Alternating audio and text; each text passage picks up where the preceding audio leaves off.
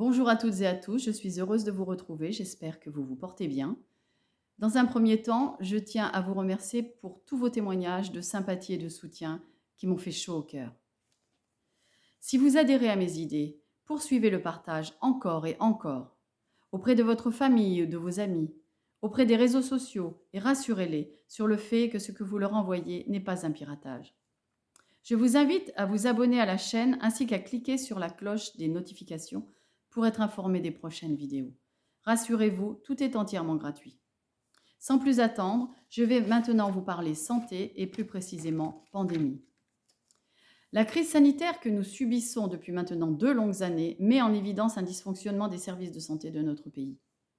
Vous le constatez comme moi, il vaut mieux ne pas être malade en ce moment. Seuls quelques vaillants personnels malmenés tiennent à bout de bras par déontologie un système qu'il nous faut impérativement réformer. Un grand merci à eux pour leur courage. Pour commencer, un petit historique synthétisé de cette pandémie.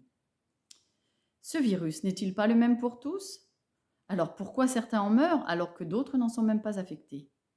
Il nous faut peut-être travailler en premier lieu sur l'immunité. Suivons les conseils des spécialistes dont on sait qu'ils sont les meilleurs et mettons en place des traitements dès les premiers symptômes pour éviter les cas graves. Du bon sens, quoi. Au lieu de cela, on nous dit restez chez vous avec du Doliprane, rien d'autre ne peut fonctionner. Et faites le 15 si votre état empire. Je le sais, je l'ai subi moi-même. Le paracétamol n'a-t-il pas d'effet secondaire reconnu? Non, mais ce n'est pas sérieux. C'est même lourd de conséquences, avec des cas bientôt incontrôlables en réanimation. Alors, en bons citoyens, nous nous organisons, nous nous serrons les coudes pour éviter l'hécatombe. Pas de masque, allez, on en fabrique en un temps record.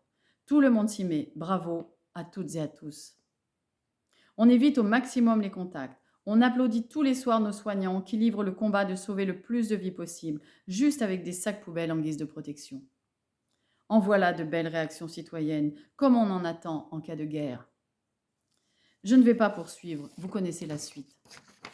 Aucun bon sens, aucune anticipation, aucune interaction efficace entre l'ARS et les personnes de terrain. Des ordres, des contrôles, des discours anxiogènes et culpabilisants qui instaurent le doute et font la perte de confiance.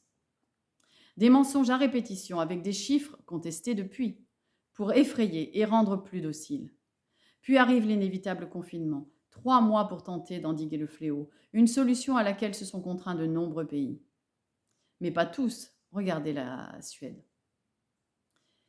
Et c'est le début de la longue série du quoi qu'il en coûte, dont nous nous souviendrons pendant longtemps, car cette dette colossale va nous asservir à ceux qui l'ont financée.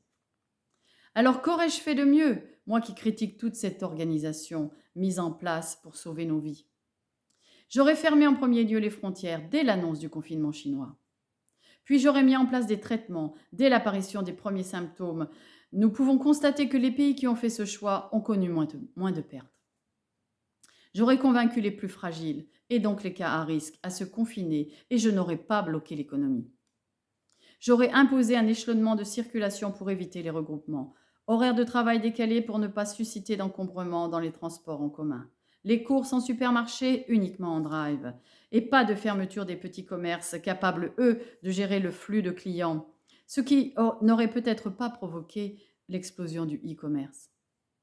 J'aurais laissé aux régions concernées la gestion des foyers de contagion les plus forts en imposant des couvre-feux localisés.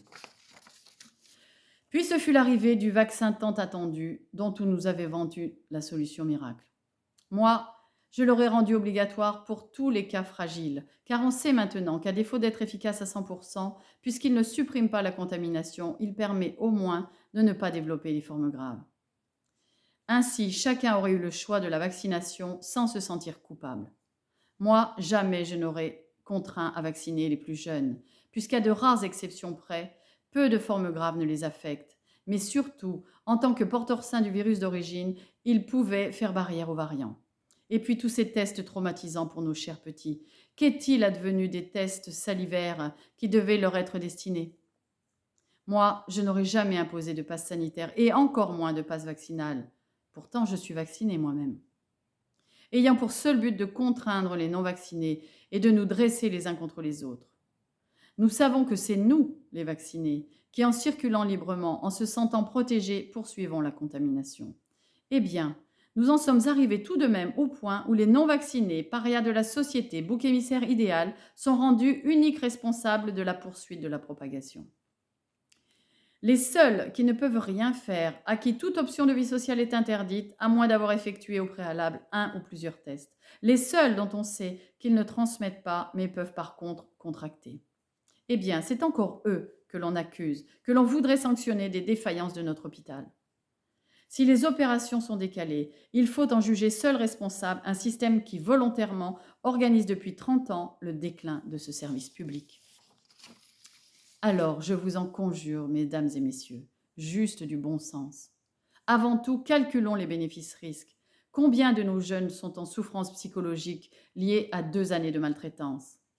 Combien de nos anciens sont partis dans le chagrin d'avoir été privés de leurs proches? Je peux vous en parler, j'ai perdu mon papa en EHPAD dans ces conditions. Combien d'indépendants n'ayant pas de salaire ou de retraite, donc pas d'entrée d'argent régulière, ne s'en relèveront pas lorsqu'on leur retirera la perfusion financière? Un carnage. Au nom de quoi? Je n'en dirai pas plus, car j'aimerais espérer que nos dirigeants ont cru bien faire. Mais de là à penser que cette hystérie sanitaire imposée par des méthodes autocratiques sous forme de propagandes acharnées pour nous contraindre a été voulue, il n'y a qu'un pas. Alors, prenez bien note de ma première exigence si par bonheur j'obtiens mes 500 signatures. Mesdames et messieurs, je demanderai que soit mis en place à une heure de grande écoute un débat de médecins spécialistes nous exposant chacun leur point de vue sur cette pandémie. Et alors, nous saurons ainsi qui croire et nous forgerons notre propre opinion. Je vais aborder maintenant mes propositions concernant notre modèle de santé publique. La santé devient un luxe dans notre pays. Les soins et l'hôpital deviennent inaccessibles au plus grand nombre du fait des déserts médicaux et des fermetures de lits en constante augmentation. Une attente inadmissible pour obtenir un rendez-vous de spécialiste. En principe, lorsque nous souhaitons consulter, c'est que nous n'allons pas bien. Les traumatismes et douleurs doivent être supportés plusieurs semaines avant de pouvoir être pris en compte.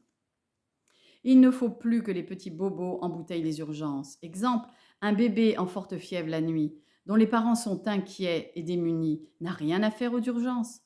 Il faut créer des maisons médicales avec mise en place de tours de garde de nuit et pendant les jours fériés. Félicitations d'ailleurs aux initiatives locales qui en ont déjà implanté et dont l'efficacité est constatée. Mieux payer nos soignants et les traiter mieux afin qu'ils retrouvent la foi en leur métier me semble une évidence. Repenser le mode de fonctionnement de l'hôpital est indispensable.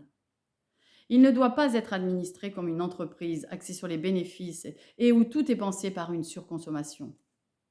Stop aux superpositions administratives qui coûtent cher et dégradent les conditions de travail des soignants. On souhaiterait la fin de l'hôpital public, que l'on s'y prendrait pas autrement. Je souhaite en reconfier la gestion, comme à l'époque des mandarins, à des médecins qualifiés et responsables, avec la mise en place d'un système de contrôle en cas d'hypothétiques dérives et des conflits d'intérêts avec les lobbies. Il faut réduire les déficits abyssaux liés aux maladies chroniques.